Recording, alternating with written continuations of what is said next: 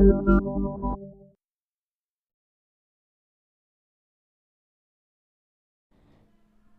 सुन रहे हैं ज्ञानशिला।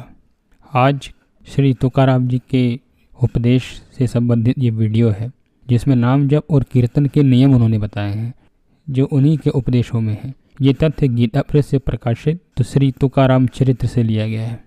कहते हैं कि कीर्तन इस प्रकार होना चाहिए, इस श्रोता वक्ता सबको हरि मार्ग पर ले आने का मुख्य साधन होने से यह आवश्यक होता है कि उसमें नियम मर्यादा भी हो। वारकरियों में यह मर्यादा पहले से ही थी, तथापि इस मर्यादा का स्वरूप तुकाराम जी के वचनों से ही जान लेना अधिक अच्छा होगा। कथा काल की मर्यादा वाले अभंग में उन्होंने कीर्तन के मुख्य नियम बताए हैं। पहला नियम है, सप्रेम अंतःकरण से जो कोई ताल वाद्य गीत नृत्य की सहायता से भगवान के नाम और गुण गाता है, उसे भगवद रूप ही मानना चाहिए और उसे नम्रता पूर्वक वंदन करना चाहिए। दूसरा नियम है, जब तक कथा हो रही हो तब तक कायदे से बैठे, कथा में बैठे। आलस्यवश अंगड़ाई इत्यादि बार बार शरीर को टेढ़ा करना, पान चबाते हुए कथा में जाए, इस प्रकार की हरकतें करना, यह तो बिल्कुल ही निषेध है। इस बात मुंह स्वच्छ करके ही कथा में बैठे। नाम संकीर्तन में चित्त लगावे, कीर्तन के समय और बातें न करे, मान की इच्छा न करे, अपना बड़प्पन न दिखावे कि आप कहीं गए हैं और अपने आप को उस सत्संग में या उस कीर्तन में बड़े बने या बड़े दिखाने की कोशिश करे। ऐसा नहीं होना चाहिए। और कीमती वस्त्र पहनकर फिर उन्हें कहीं धूल न लगे, इसी चिंता में उन कपड़ों को ही संभालने में न लगा रहे। कहीं जाएं तो ऐसे वस्त्रों को, इतने कीमती वस्त्रों को न पहन करके जाएं कि वहां पर केवल सारा ध्यान आप अपने ही वस्त्रों पे रहे। कपड़े अच्छे रहें, कपड़े खराब पहनने की बातें नहीं है, लेकिन होता अधिकांशतः यह है कि लोग अपने ही रूप बनावट पर ही अधिक ध्यान देने लग जाते हैं। तो ऐसा ना करें, वहाँ पर इन बातों का बहुत ध्यान रखें।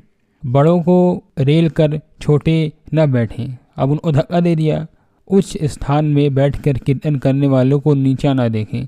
इन नियमों का पालन करना चाहिए। तीसरा है कि किसी के दोषों की ओर ध्यान न करें। इस प्रकार कीर्तन और कीर्तनकार की मर्यादा रखते हुए देह बुद्धि के ढंग चित्त में न आने पावे। ये नियम श्रोताओं के लिए हुए। वक्ताओं के लिए भी उन्होंने नियम बताए हैं। वक्ता का सम्मान बड़ा है, सबसे पहले वक्ता का सम्मान करें। अर्थात श्रोताओं में यदि कोई योगी यति आदि भी हो तो उनका भी सदा सम्मान तो होना ही चाहिए, लेकिन जो वक्ता है, जो कथा सुनाने के लिए बैठा है, सर्वप्रथम उसी का सम्मान पहले होना चाहिए। वक्ता का मान जितना बड़ा है, उत्तरदायित्व भी उस पर उतना ही बड़ा है। पहली बात यह है कि जो कीर्तनकार हों वे निरपेक्ष कीर्तन करें। धन या मान किसी की भी इच्छा न करें कि कोई उन्हें इसके बदले में सम्मान दे दे या धन दे दे, ऐसा बिल्कुल भी न करें। कीर्तन का मूल्य न लें, यानी जहाँ कीर्तन करने जाए वहाँ पर पैसे लेकर के कीर्तन न करें। मार्ग व्यय आदि भी न लें।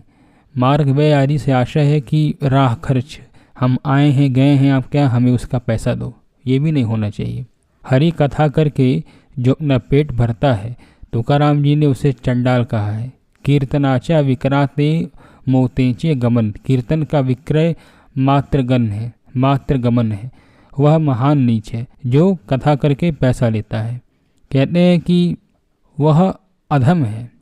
हरि गुण कीर्तन हरि के दासों की माता है, उसे बेचना लज्जाजनक और नरकप्रद है। कथा करके जो द्रव्य लेते देते अधोगति पाते नरकवास, कथा करके जो द्रव्य देते लेते हैं उसकी अधोगति होती है और उन्हें नरकवास होता है। कीर्तनकार की वाणी चाहे मधुर न हो, उसमें कोई हर्ज नहीं। तुकाराम जी कहते हैं, मधुर वाणी के फेर में ही मत पड़ो।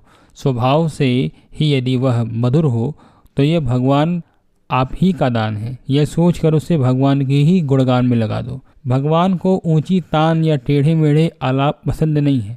भगवान भाव के भूखे हैं। उन्हें इस तरह से गाएंगे तो पसंद होगा, उस तरह से गाएंगे तो नहीं पसंद होगा। इन चीज़ों से उन्हें मतलब भी नहीं है। अगर आप थोड़ा खराब भी गाते हो, लेकिन आपके अंदर अगर मुख्य भाव है तो भगवान उस भाव को देखते हैं, ना कि आपके वाद्य आदि यंत्रों को। भगवान तो भाव के ही भूखे हैं। कहते हैं कि तुकाराम जी, सुनो नहीं कानो ऐसे जो वचन, भक्ति बिन ज्ञान कहें कोई, बखाने अद्वैत भक्ति भावहीन, पात दुख जन श्रोता वक्ता। अर्थात भक्ति के बिना जो व्यर्थ ज्ञान बतलाता है उसकी बातें कानों से न सुने।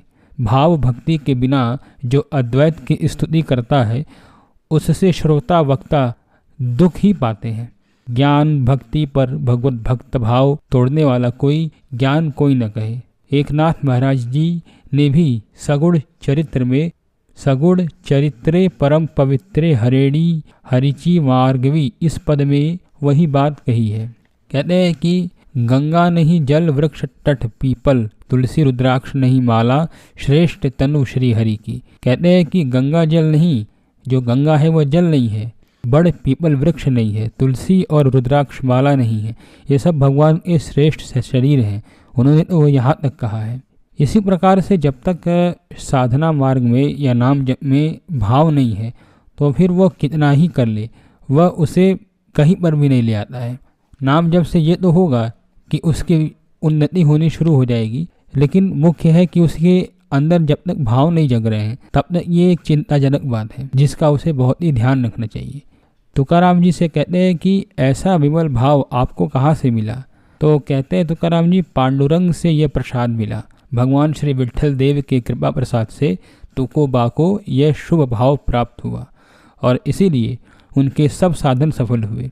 इस भाव से उन्हें भगवान मिले। तुका कहता है कि निधि रखी हुई थी सो इस भाव से मिल गई। ये उनके पद का हिंदी अनुवाद है, इसीलिए यहाँ पर तुका कहता है ये शब्द आया।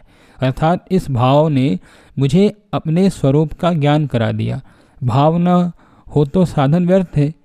तीर्थ को तो जल समझता है, प्रतिमा में जो पत्थर देखता है, संतों को जो मनुष्य समझता है वह अधम है। ऐसे लोग जो भी साधन करते हैं, तुकाराम स्पष्ट ही बतलाते हैं कि वे साधन वंध्या सहवास के समान व्यर्थ है। तात्पर्य सब साधनों का साधन साध्य साधन में सद्भाव है। यहाँ तक कि सब साधन तुकाराम जी के आचरण में आ गए और साथ ही उन्होंने परोपकार व्रत स्वीकार किया।